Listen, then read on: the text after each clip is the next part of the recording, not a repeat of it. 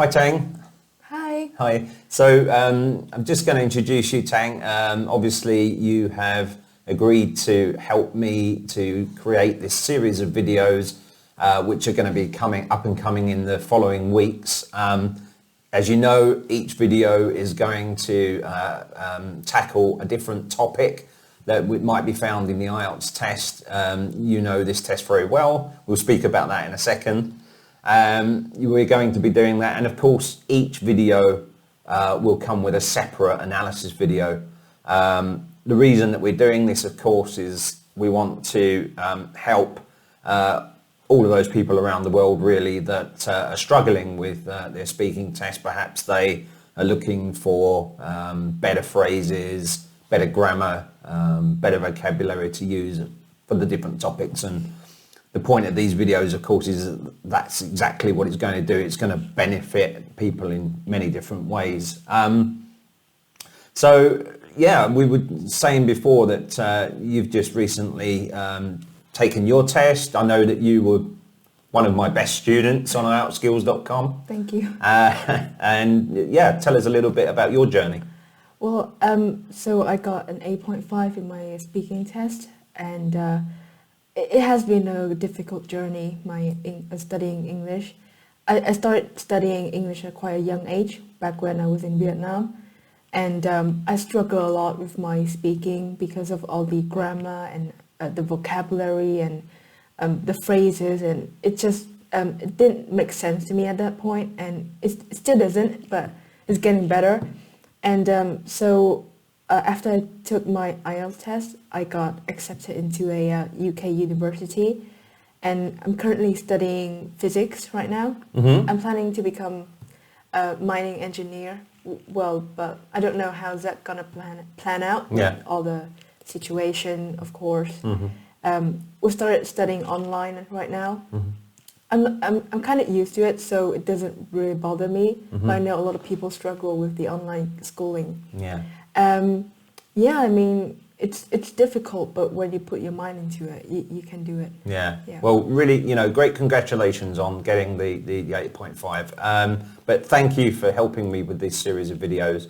And as you know, we're not going to go through the kind of very initial stages of each speaking test. This is going to be, we're going to be getting straight into the part one questions in every other video that we produce from this point onwards. We'll then be going to part two and part three, and then so those parts of the videos will be quite short, and you'll be helping me with those, and then I'll make separate videos that will go into the analysis. But thanks once again for helping me, and let's get on with today's topic, which is family and friends, I believe. Yes.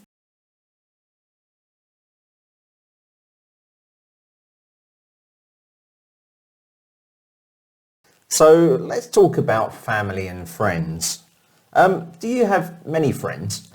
Well, I would say I have a lot of acquaintances, but I can count my 2 friends on one hand. Okay. And how often do you go out with friends? Not as much as I would like to at the moment, but whenever we get the chance, we meet up. I see. And who was your best friend at school?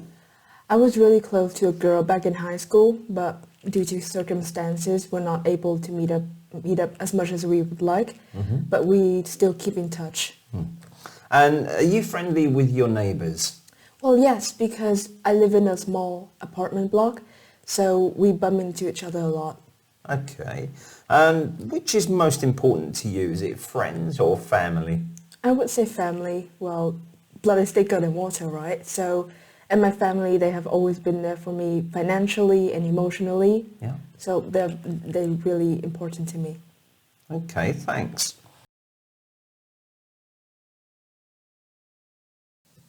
So in this section, you're going to have to speak about a topic for 1 to 2 minutes.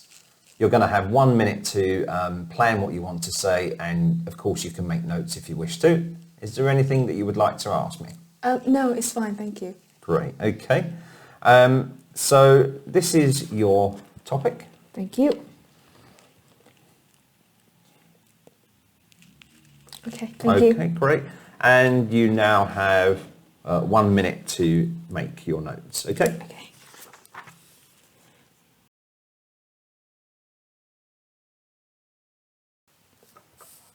And you could begin, please. So today I would like to talk to you about a friend that I was really close back in high school, and she's called Lucy.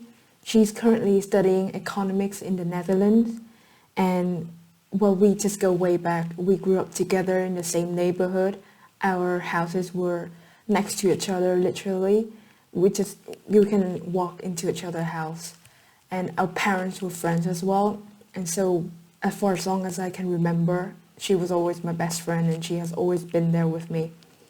Well, as I mentioned before, she's currently studying economics in the Netherlands. And the other day when we spoke, she told me that she's doing really well, which I'm not really surprised because ever since we were in high school, she has always been a smart cookie, and she passed all of her exam with flying colors, and so I'm really proud of her. And sadly, due to the circumstances, we're not able to meet up as much as we want. She's currently in the Netherlands and I'm in the UK, but we would ring each other up in the weekend and update each other, and we would talk for ages on the telephone. We both use Facebook, and so we just call each other on Facebook and talk for as long as we want, I guess. But when we do meet up, we might hit a cinema to watch a movie that we both like. She's a big fan of horror movie, like The Jaw. She loves that movie, but I'm not quite so. I'm a bit of a lightweight, so I always get scared and don't remember anything about the movie. Or maybe we can grab something to eat from the restaurant, or maybe a drink, and just occasionally, once in a blue moon probably, we might hit a club. And I just really love her. I mean, she has a great sense of humor. I mean, she always has me in stitches. She always come up with the most ridiculous thing, but it just always cracks me up. And she's also a very reliable friend that I know I can trust her with my secrets and my stories. Thank you. Okay, thank you. That was great. Thank you. Thank you. Now, in your opinion, what makes family important? Well, family, they are my flesh and blood, and they have always been there for me and supported me financially and emotionally. Without them, I probably wouldn't be the person I am today. They brought me up, they taught me right from wrong. So yeah, they're very important. And how has the size and the structure of the family changed over the last few decades in your country? Well, back then in the past, there was a lot of poverty, and so the family members tend to stay close so that they can help each other out. So there was a lot of joint family back then, but I think as time goes on, we're moving into a more smaller family structure. And so I think this is because the economy has been getting better and people are relying less on their family, and so they tend to move out or make a family of their own. Mm-hmm. And how do you think the family structure might change in the future? I think this trend will continue in the future because less and less people are having kids because they just want to focus more on their career, maybe, or well, the family member, as I said, the economy is getting better, so they can rely on themselves. Yeah, and it's getting more expensive to have children nowadays, so I think that's one more reason people might choose not to have children. Mm. What role do the grandparents play in the family in your country? Well, first of all, the grandparents or the pensioners in general, they are very respected in our society, but in our family, they're like a second set of parent. Whenever my parent went away for business, they would look after me, and because, well, they have a lot of wisdom and experience, they just nurture us and have a huge part in bringing us up. Okay. And who do you think should be responsible for the care of the elderly? Should it be the family or the government? Well, I would say they both have a joint responsibility to take care of the pensioners because, well, when the pensioners were young, they worked hard every day and paid taxes for the government. So, of course, in their mature years, the government should take care of them. For the family side, I mean, coming from where I come from, we don't tend to put our grandparents into care home. We tend to take care of them even if we can. Even if we can't, we will still try to. Yeah.